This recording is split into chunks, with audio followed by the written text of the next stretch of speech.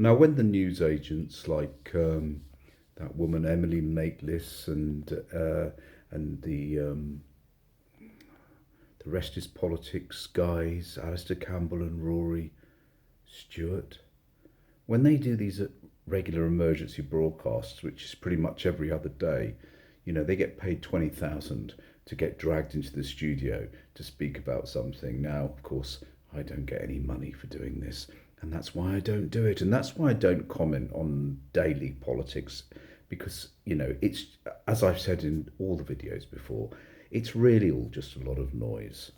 And I think the idea of wasting one's life hanging on the coattails of every news analyst going on the latest shenanigans, normally involving the characters, the Boris Johnsons, the Nigel Farages, and of course the Donald Trumps et al., I think is a waste of human life.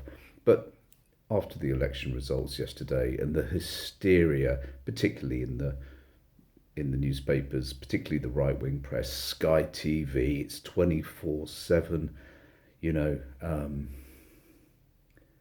GB News, literally its head has blown off with excitement, almost like it's the beginning of the second coming. And it's the rapture, in the Daily Telegraph and online. It's like the rapture. It's like those now that have recognised that reform is the party of the future are ascending into a kind of paradise. Welcome to the new utopia, courtesy of reform winning many seats at the local elections. Even Andrew, I'm going to have a sip of this actually before I mention this. Hang on. Actually, that was a large gulp. Even Andrew Marr appeared saying, it is now inevitable. Nigel Farage will be our next Prime Minister. Wall-to-wall coverage. I mean, the Daily Mail's gone literally crazy. And do you remember when the Tories kick out a leader, as they do regularly, do you remember the process, which is the 1922 committee must receive a certain number of letters from various MPs, and then they will call a leadership election. And you have this really stupid situation where the 1922 committee, they say we can't say how many letters we've had, but the letters are coming in. If we receive 60 letters, then it's a bit like they're kind of Starmerizing this, and so they're desperately looking for the letters equivalent. How many letters come in saying that we demand that a confidence vote in Starmer? How many of the backbenchers are now going to revolt against Starmer? I mean, since day one of Starmer, the right-wing press have been obsessed about sort of getting rid of him, and all of this is complete noise. It's kind of just it's monetized analysis. There's nothing really going on here, and of course it's a self-fulfilling prophecy. Their idea is that if they whip up enough hysteria, then it will come true, and that's how things are. It's all bloody EastEnders, and oh my God, we've got EastEnders at the moment. It's a new dawn. Well, it's just another new con. It's a new con, and people are falling for it again. Just like we had the Brexit vote, and nothing happened. Britain continued deteriorating. It made no difference to anybody. The economy sank by 8 to 10%. We just blew up every bridge for no reason at all, and now we're just a sort of failed island state. And now people really think, even though they've been hoodwinked once, that if reform, Nigel Farage, if the multimillionaires, the Tices of this world and the Farages of this world, all of those really unpleasant people, Yeah, I know you'd like to go and have a pint and a fag with Farage. What a great bloke. But in reality, hello, realpolitik, it would be a total and utter disaster. I can guarantee you, just as I guaranteed before Brexit it would be a disaster, I guarantee you that it will be a disaster for Britain. It doesn't matter how many bloody immigrants they kick out on day one, nothing will change. It's simply not radical enough. It's just not enough to plop people like Tice in charge of the country. Now, I'm in real danger now of sounding like, I really don't want to sound like James O'Brien from LBC, who, I kind of enjoy him. I don't listen to him particularly, but I know of him and I've heard him, and I don't want to sound like him. So let's get on with the meat and potatoes. Firstly, there isn't a single country in the whole Western democracy that doesn't have about 1 in 5 of the voting electorate voting for an extreme populist party. It's normal. Don't let them exaggerate this. 20% of the electorate will vote for a kind of extremist populist type of party. I'm not going to go into the definition of populism and why populism really isn't effective when it's in power, blah, blah, blah. But, the fact is that the UK is no different, except in one regard. And that's in the regard that we have a first past the post system. So it's winner takes all. Most other European countries, of course, have a coalition style government which forms from proportional representation. And there you have a parliament that's made up of all of the different parties based on a pro rata voting system. I'm getting confused here myself. But basically you'll end up with about 20% of the MPs in the Houses of Parliament would be Reform. 20%. 80% wouldn't. So if we, like them, had a proportional representation system, we'd be no different from everyone else. There is no revolution happening here. The only revolution is the fact that we're witnessing what it's like to live in a multi-party country, but with a first past the post system. It doesn't really work. It's all very silly.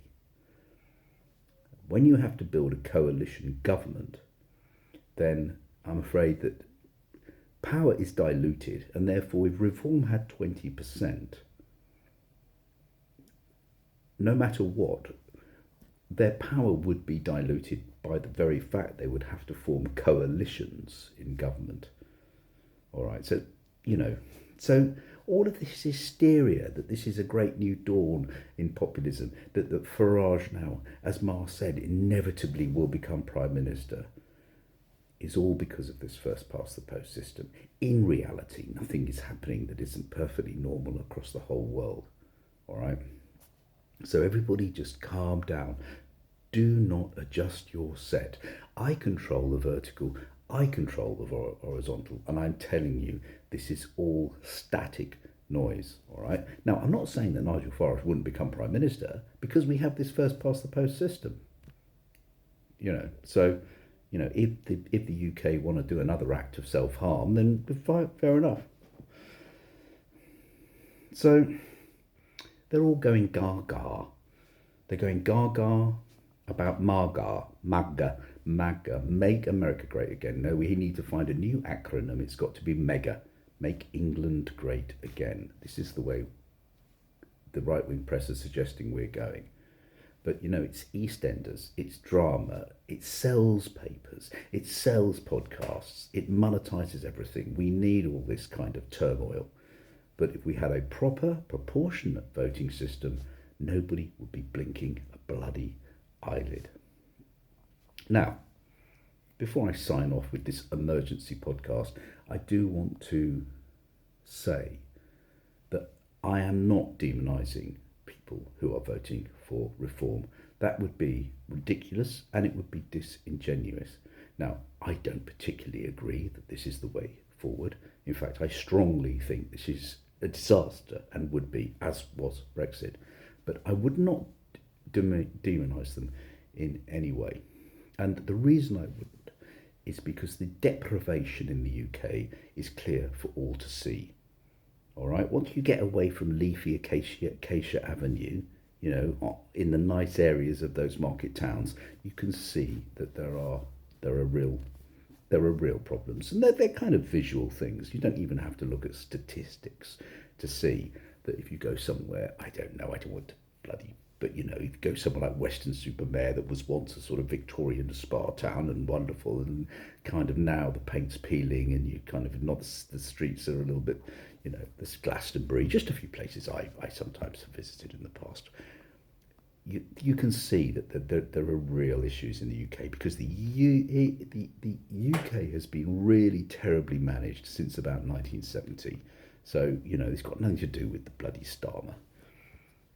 And I can understand if you see that deprivation, on top of what's happening now, increasing prices, increasing fuel prices, increasing cost of living, ridiculous housing costs, I can understand why you would seek a solution. I mean, the human soul requires hope. It needs hope. Without hope, what is there? And they don't see any hope with these traditional parties. They're just scrambling around and reform, but nothing's going to change. Things will only change if fairly radical things are done, and if we, the people, were to join in, almost as if there was a state of emergency in the UK. So I'm not surprised that they vote reform in the hope that somehow things can get better. But, as I said, until a party comes along that will literally call a state of emergency, not about the bloody people coming on bloody rubby dinghies, but on about the 50, 60 year neglect, and how we, the people, can turn this round. And that would require a whole new transactional relationship between government and the people. They would have to realise we're in a state of emergency. And they would have to decide whether they wanted to be part of this society or not. We would probably have to devolve the regions. We would probably have to employ, a highly professional, armed police force, not as bully boys, but like they have in Scandinavian countries, like they have in Germany. Forget about this bobbies on the beat thing. Forget about this crap. We've got to modernise in every single way. Farage is concerned with a romantic idea that he thinks we should all be able to buy bent bananas in ounce packages with shillings. Doesn't believe in electronic payments. He doesn't believe in metric system. He doesn't believe in EU protective legislation on the environment, things like that. That's what he's focusing on. Well, you can have all those things, but it won't make a sausage of difference. Yeah. So